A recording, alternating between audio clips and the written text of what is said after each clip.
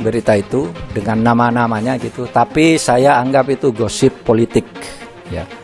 Gosip politik. Kita bekerja dengan hukum saja. Saya juga sudah lapor tentang itu ke Presiden, Pak, saya tidak akan masuk ke soal ini. Ini pembuktiannya akan rumit dan mungkin menimbulkan kerumitan politik. Oleh sebab itu, saya persilahkan kejaksaan atau KPK kalau itu di luar angka-angka yang sudah konkret untuk menyelidiki ini. Tetapi kalau saya sendiri menganggap itu sebagai gosip politik yang tidak akan saya tangani secara administratif di sini, secara manajerial kelembagaan, karena itu sudah masuk ke ranah hukum. Saya dapat info itu dan saya sudah lapor ke Presiden. Saya tidak akan masuk ke urusan politik. Ini hukum murni. Biar hukum nanti yang menentukan itu. Saya telah memberikan keterangan-keterangan atas dan jawaban atas pertanyaan-pertanyaan yang disampaikan oleh aparat penegak hukum Kejaksaan Agung Republik Indonesia dari pagi hingga siang sore hari ini. Keterangan-keterangan yang diberikan adalah keterangan-keterangan yang saya tahu, ya, yang saya pahami, dan yang menurut saya benar sebagai saksi. Ya, itu telah saya lakukan dengan penuh tanggung jawab.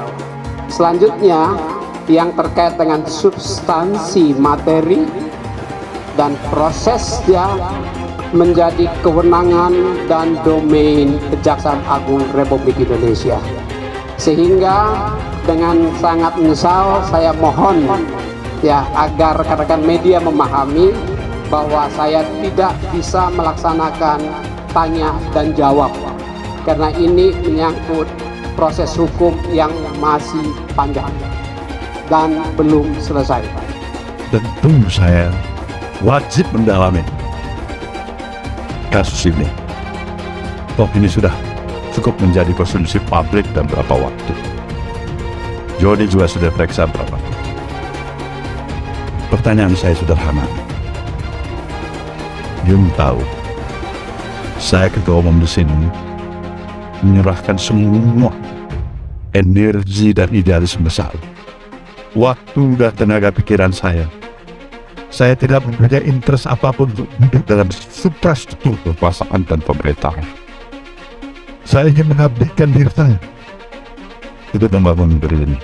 Satu hal yang saya minta dari Anda, jujur, Anda ada terlibat atau tidak? Hal yang prinsipil sekali. Kalau ada urusan tetek bengek, saya tak campurin. Hal yang prinsipil sekali yang bisa merusak kita semua. Dialog ini 1 kali, 2 kali, 3 kali. Dia mengatakan dah. Itu yang pertama. Maka saya confident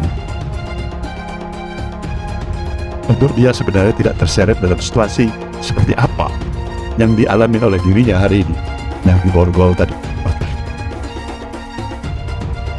Saya membayangkan bukan hanya anaknya, istrinya, pacarnya. Itu barangkali yang menyentuh rasa jiwa dan hati saya. Tapi itulah konsekuensi yang juga harus dibayar oleh. Kedua, mengenai masalah pencalekan. Ini kita akan konsultasikan dengan KPU. Kalau memang KPU menyatakan oke, kita masih mengajukan aja presumption of innocence. Kalau juga tidak bersalah. Mahfud MD belak-belakan sebut nama 3 parpol diduga terlibat kasus Johnny G. Plate. Kejagung dalami. Dikutip dari poskupang.com. Menko Polhukam Mahfud MD belak-belakan menyebutkan nama 3 partai politik yang diduga terlibat dan atau menerima aliran dana dari kasus penyimpangan proyek BTS 4G yang menyeret Johnny G. Plate ke ranah hukum. 3 partai politik yang diduga ikut menikmati uang dari hasil penyimpangan dana dari pelaksanaan pembangunan tower BTS Telkomsel adalah PDI Perjuangan, Partai Gerindra, dan Nasdem. Untuk diketahui, sebelumnya Menko Polhukam Mahfud MD dalam pernyataannya menyebutkan bahwa dirinya mendengar kabar ada 3 parpol yang diduga menerima aliran dana proyek BTS 4G. 3 partai politik tersebut yakni PDI Perjuangan, Partai Gerindra, dan Nasdem.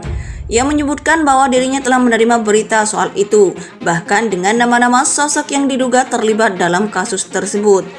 Ya, saya juga dapat berita itu dengan nama-namanya, kata Mahfud dalam konferensi pers di kantor Kominfo Jakarta Pusat Selasa 23 Mei 2023. Untuk hal tersebut, kini Kejaksaan Agung RI sedang mendalami dugaan penyelewengan dana dalam pembangunan tower BTS yang mengalir juga ke partai politik. Dalam sepekan terakhir, misalnya, Kejaksaan Agung RI menggeledah rumah pribadi Johnny G. Plate dan menyita sejumlah barang bukti elektronik. Bahkan 2 ajudan pribadi Johnny G. Plate juga diperiksa. Kejaksaan Agung juga menggeledah kantor tersangka tindak pidana pencucian uang (TPPU) terkait korupsi BTS Kominfo, Windy Purnama pada Senin 29 Mei 2023. Kantor yang digeledah yaitu PT Multimedia Berdikari Sejahtera yang berlokasi di Jalan Raya dan Mogot, Tangerang, Banten. Penggeledahan juga dilakukan di kediaman Windy Purnama, tak jauh dari kantornya. Penggeledahan dilakukan di rumahnya yang berlokasi di perumahan Arkadia, Tangerang, Banten. Sementara itu, Sekretaris Jenderal Sekjen Hasto Kristianto membantah kabar bahwa suami Ketua DPR RI Puan Maharani, Happy Hapsoro, terlibat kasus korupsi Best Transceiver Station atau BTS, Kementerian Komunikasi dan Informatika Kominfo. Kubu Nasdem pun tak tinggal diam. Nasdem mendorong Johnny G. Plate agar buka-bukaan di kasus yang menyeretnya, hingga ditetapkan tersangka dan ditahan oleh Kejaksaan Agung. Nasdem bahkan menantang Kejaksaan Agung membuktikan kasus Johnny G. Plate. Kejaksaan Agung dalami aliran dana ke parpol. Saat ini Kejaksaan Agung sedang mendalami aliran dana kerugian negara yang mencapai 8 triliun dalam kasus korupsi Tower Best Transceiver Station BTS. Langkah yang diambil Kejaksaan Agung, satu diantaranya adalah aliran dana ke partai politik, sebagaimana yang pernah disampaikan oleh Menko Polhukam Mahfud MD. Penelusuran aliran dana pun dilakukan dengan menggandeng Pusat Pelaporan dan Analisis Transaksi Keuangan (PPATK). Itu kan Menko terkait uang ini kemana saja, jadi dilihat hasil PPATK, ujar Jaksa Agung Muda Bidang Tindak Pidana Khusus Jampitsus Kejaksaan Agung Febri Adriansyah pada Senin 29 Mei 2023. Untuk menelusuri aliran dana termasuk ke partai politik, Kejaksaan membutuhkan waktu yang cukup lama. Ini butuh waktu, saya rasa nggak sebentar, pasti panjang lah itu karena satu-satu diteliti, ujarnya. Kubu Nasdem pun tak tinggal diam. Nasdem mendorong Johnny G. Plate agar buka-bukaan di kasus yang menyeretnya, hingga ditetapkan tersangka dan ditahan oleh Kejaksaan Agung. Nasdem bahkan menantang Kejaksaan Agung membuktikan kasus Johnny G. Plate. Kejaksaan Agung dalami aliran dana ke parpol. Saat ini Kejaksaan Agung sedang mendalami aliran dana kerugian negara yang mencapai 8 triliun dalam kasus korupsi Tower Best Transceiver Station BTS.